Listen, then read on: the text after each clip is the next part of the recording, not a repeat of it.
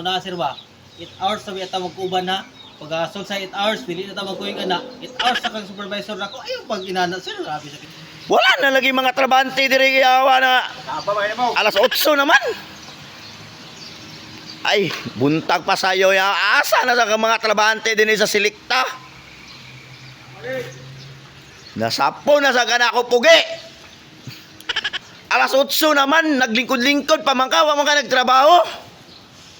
Sir, mo bagay pag ino to na. Nagtuon ka pagka supervisor. Oy, pag in mo kami maglaw-sutso, grabe sa gini mo eh. Kung alas 8 na gani, ting trabaho na na kay bayad ng kumpanya sa imo.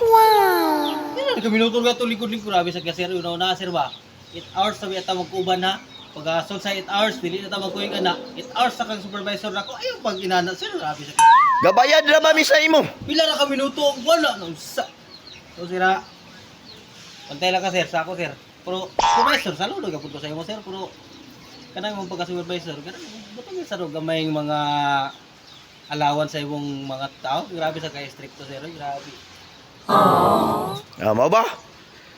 Sunod sunod. Basta po tika. Trabaho na ko sir, trabaho na ko sir. Nagtrabaho na diya kay alas 8 na.